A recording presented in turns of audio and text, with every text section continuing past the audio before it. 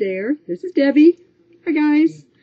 And this is Debbie's Dare's demo. And I'm going to show you some things you can do with your Fiskars trimmer, your crocodile, to help you organize and get things cleaned up for 2009 and ready to start again in 2010. Often I save my layouts, most all the time. I save my layouts that I do through the year in one of these plastic 12 by 12 or a little over 12 by 12 containers. I have like 7 or 8 of these things slam full, not counting what I've got in other places here and there. So I've been taking my All About You in 52 layouts and getting them in what is now my 3rd album. I do a lot of bulk scrapbooking in the sense of it's thick. And I want to show you how I can protect those. That's what the deal is for today, is I'm going to show you how to make sure that I don't squish all that pretty stuff that I make. I'm going to bring you down and show you some that I already have done and show you how it's just the simplest thing, and you've probably done it. For those who still use the post, I like postbound. There's just something elegant about a postbound. Alright. Here is one of my favorite albums. They don't make them anymore. I bought them in bulk when they were going out of business. And this was my last one. I'm so sad. But you can see they have, it looked like it was small, but it had that wide piece so that I could extend this. Basically, this particular one could be extended about 4 inches. But then you get a lot of, see how it gets loose? You don't want to do that. So I went with 2 inches there. And it gets heavy after a while, too. Let me see, I got it upside down. Let's flip it around this way a little bit. It's going to be wiped off. Oh, that's where my title page goes. But you'll see it's nice, neat, clean. This one's very thick. Well, this one is extraordinarily thick. And I don't want this to squish into this and leave imprints.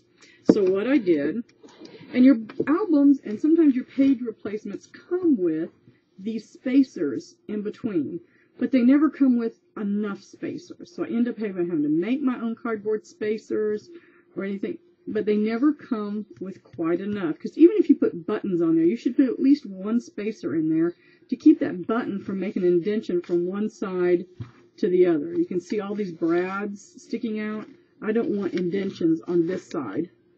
And the way that I do mine is I used to make them out of cardboard, but I quit doing that. It is just too hard, I'm telling you. And they never come with enough spacers. They really don't come with enough spacers to go in between my pages. So what I did was I went and bought this fun foam. That's all it is a piece of fun foam. It's 99 cents. Hey, use your coupon, you can get it for less than that.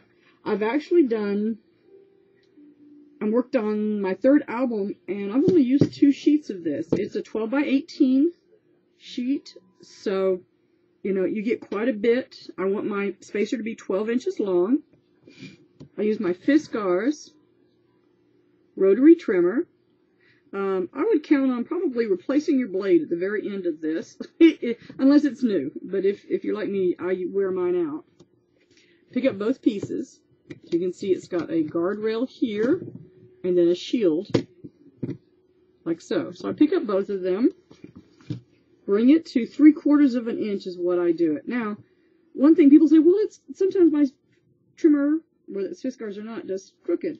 Well, this is the reason they make lines all up and down here, is that when you place it here, especially when you're working with something that's not maybe quite as sturdy as a piece of cardstock or something, but foam that gives on you, you want to make sure that the other end of this follows the line all the way down. So when you're putting something up against it, I don't care what this part does, make sure your line, it's all lined up here, and you should get a straight cut. Hold this down, hold your shield down, put this down, and I have to give it maybe 2 or 3 times. You're not going to cut all the way through, so don't even try. Just give it a good cut. You can see it looks like, oh, it didn't cut. Now just fold it back, like so, and then just peel it off. Let's do it one more time. This is so simple, and it is so good. And the other thing, too, is it's much nicer looking than the cardboard ones they put in between. And then when you have to cut them, they never look nice. They make the biggest mess. Again, just peel it right off. And that's all you have to do. Like I said, I cut mine about 3/4 of an inch.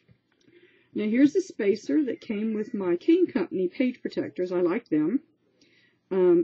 Because I usually need more than what the book comes with. If I can't buy that particular book's refills in the store, I will go and replace it either with Cane Company or someone I know I can get around here locally.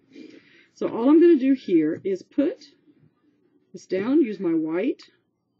This one happens to be Sakura. And I'm just going to make round around, round around. And that way I'm marking my spots because I'm using Cane Company's page protectors. And this is one of the spacers that they send you with your replacement pages.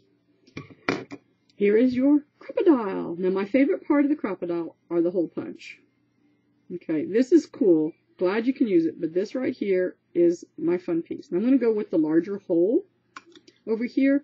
And what I did is I put this in and I set the depth. I had to eyeball it the first time through the hole, and I set the depth here on the side. You can loosen this up, put it right where you want to, tighten it down so that every time I put this in here, it's going to go.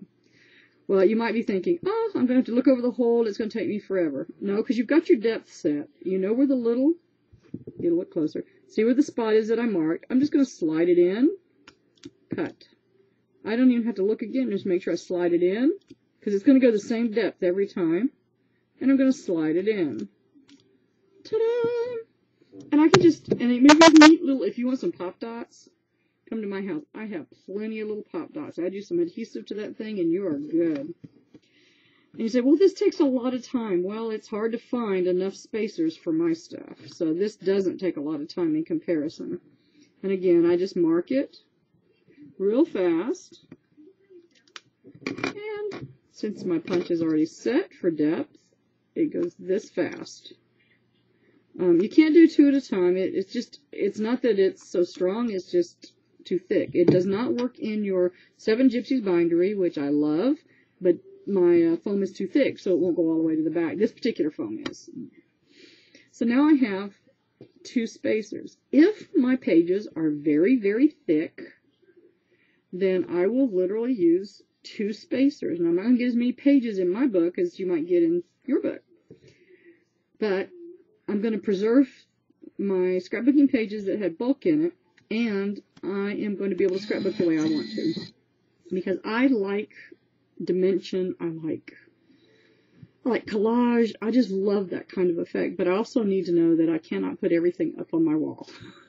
And I do a lot of this goes up in frames on my walls. So, you know how to make your spacers. You can put as many spacers in as you need. 2 is usually, with this thickness, is all I need for my bulkiest ones. And then I will put 1 in between my other ones. And that way, when I get my 2-inch album, and you can see it looks very neat. I'm going to show you the end piece. Very neat. It's not all hanging out. Doesn't look, see there? Ta-ta-ta. And you can see how it holds my pages apart from one another to keep it from doing damage to these bulky pages that I love to make. Another little tip real fast. If you store your books with either a 3-ring binder or the post bounds, if you store them like this, if you can, put them into your bookcase this way, it hangs down this way, takes all of the pressure off of the page itself, and the pressure's here. So everything's hanging naturally with your gravity. You put your pages this way, you'll notice real fast, and I'm just going to capture it right here, that this part is going to be higher than this part, because the heaviness of any page or any book is going to drag it down. And so over time, it has a tendency to wear and tear on it. So when I can, where I can, it doesn't look as pretty, ladies. No, no, no. I know someone complained about that. But I'm going to keep mine for a long time to come. And using this way of doing your page spacers looks a lot nicer. You've got that black, or you can buy in different colors, black in here. I hope you're beginning to get your 2009 things organized, so you're not moving into 2010 with anything hanging over you that needs to be done. That's what I'm going to be doing tonight, is working on the last of my All About You in 52 books. So you have a wonderful day. I hope you enjoyed this organizational tip, and let me know if it works for you, or maybe you have a different idea. Bye-bye.